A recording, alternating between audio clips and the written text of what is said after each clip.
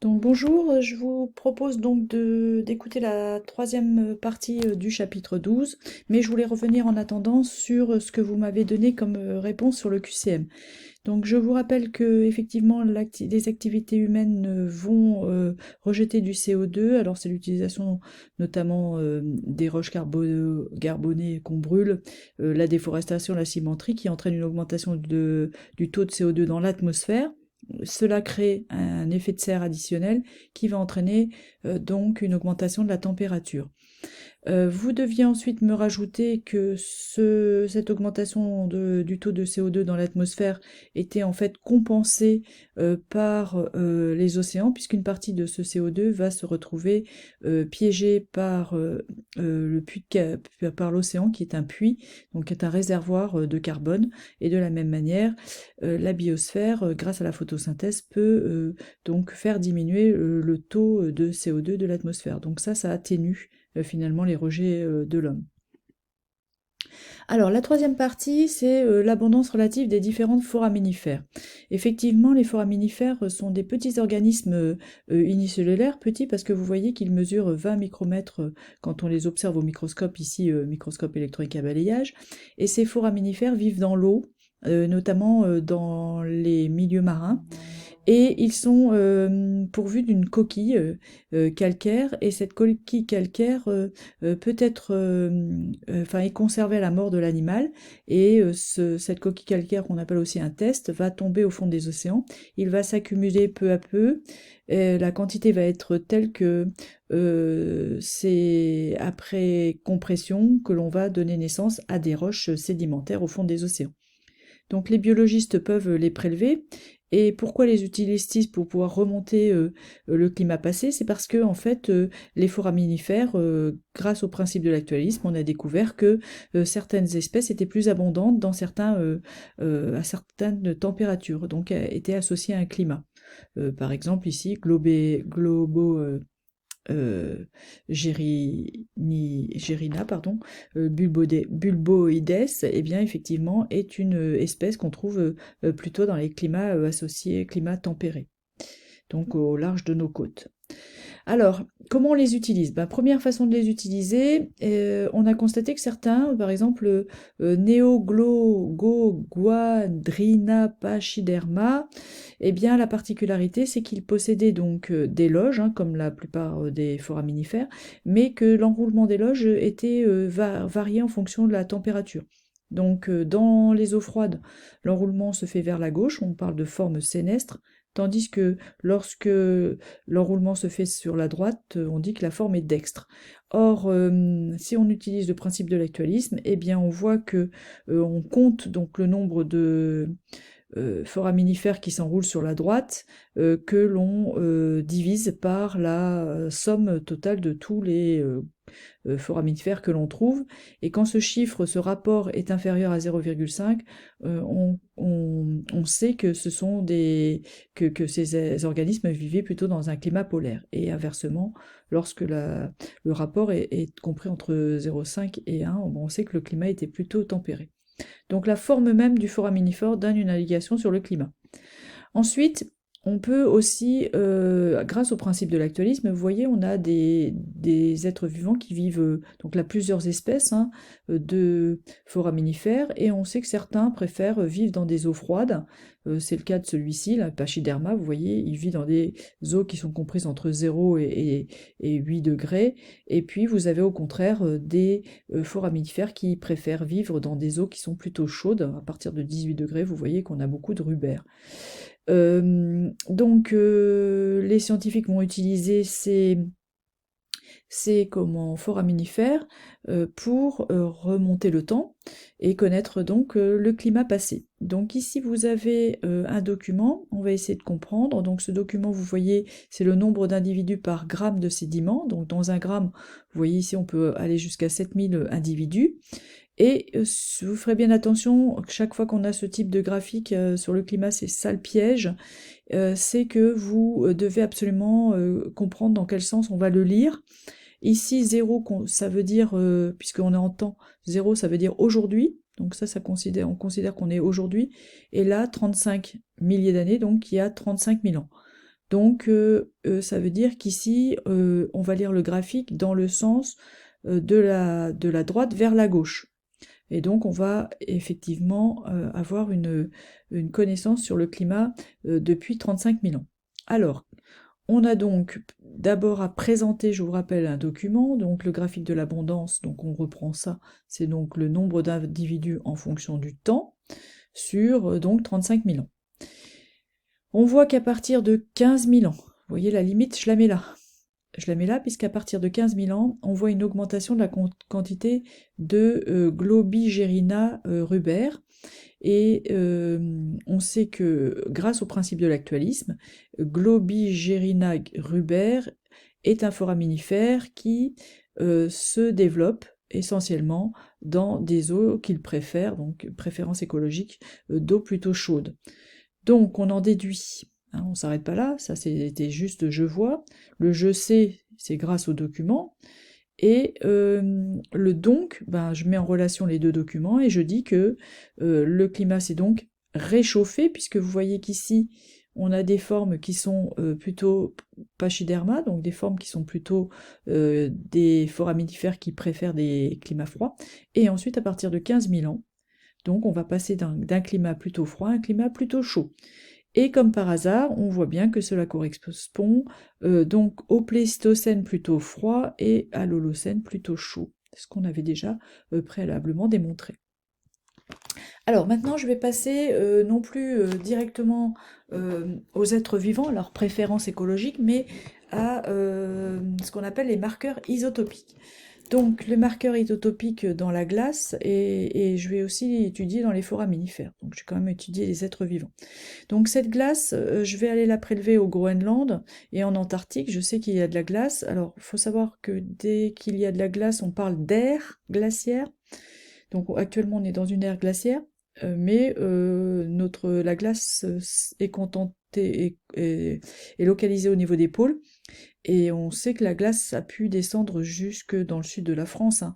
Donc, comme ça s'est réchauffé, que cette glace a fondu, on est actuellement dans ce qu'on appelle une période interglaciaire. Mais on est quand même en ère glaciaire, hein, puisqu'il y a de la glace au pôle. Alors, les glaciologues, hein, ceux qui étudient la glace, vont pratiquer des carottages, comme pour les sédiments dans les tourbes. Ils vont donc réaliser plusieurs, vous voyez, des carottes qui peuvent être très très longues, hein, et vous savez bien que plus on remonte le temps, plus on creuse, plus on remonte le temps.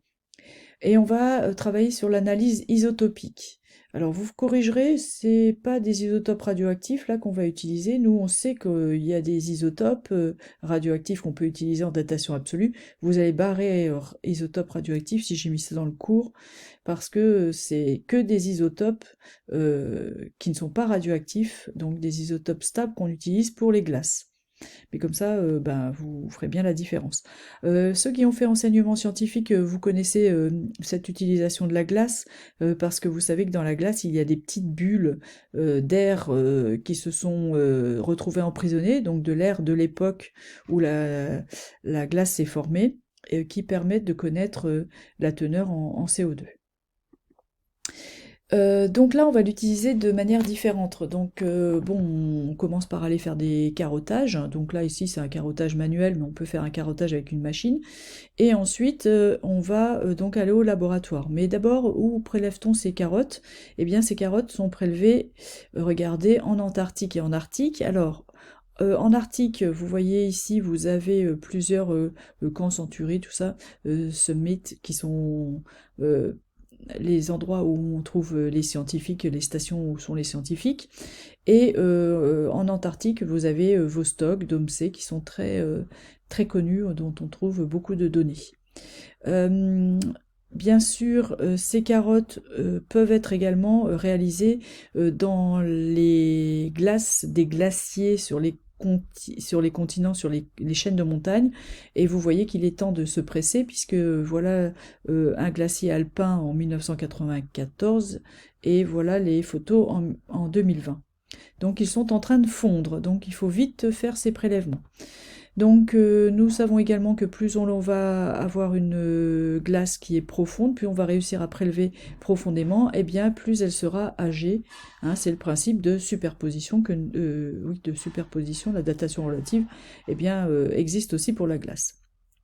Alors, cette glace, vous avez vu qu'elle continue à fondre aujourd'hui, donc les scientifiques stockent finalement tous les prélèvements qu'ils font dans des banques, et ces échantillons sont donc conservés, vous voyez, dans des endroits où la température est forcément négative, et ces chercheurs, alors les Américains, les Européens, tout ça, conservent de la glace.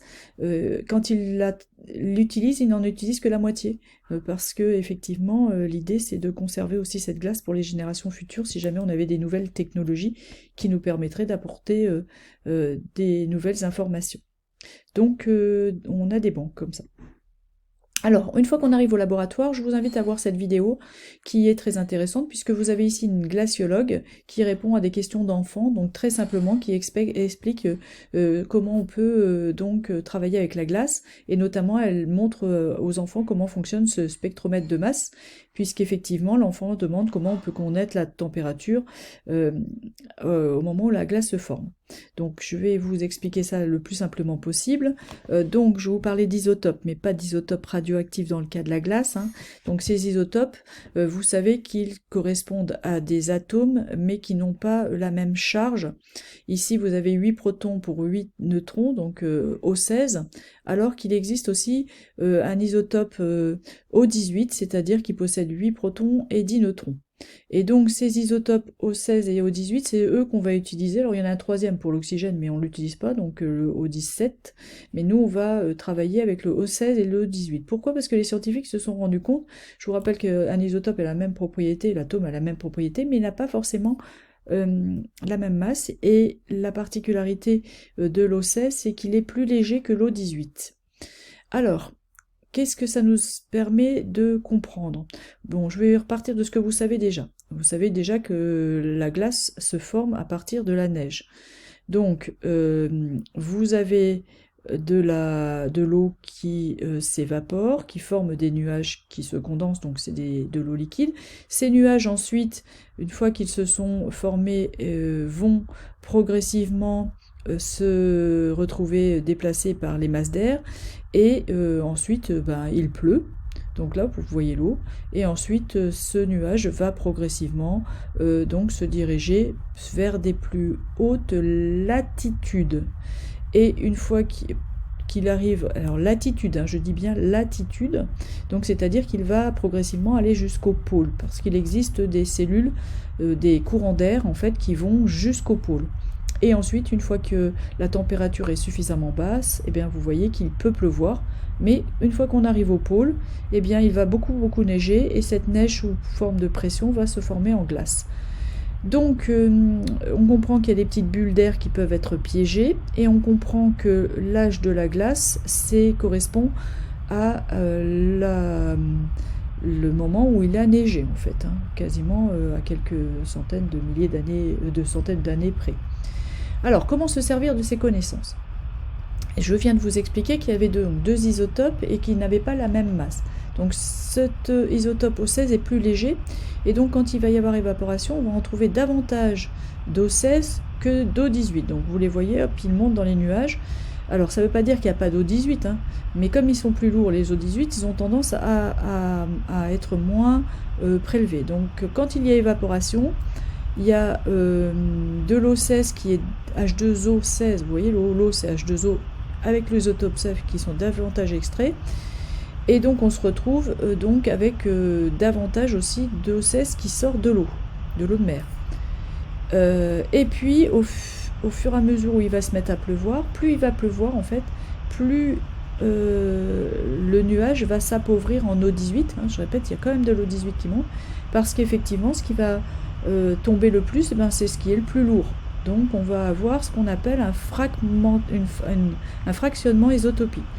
Et ce fractionnement isotopique, en fait, va être donc la variation des proportions des deux isotopes de l'oxygène. Alors, je fais donc un nuage essentiellement composé d'O16, Et ensuite on fait pleuvoir, et ce qui va essentiellement tomber, c'est de l'eau 18. Et donc on va se retrouver avec de la glace qui est plus enrichie en eau 16, mais à condition qu'il ait beaucoup plu. D'accord ?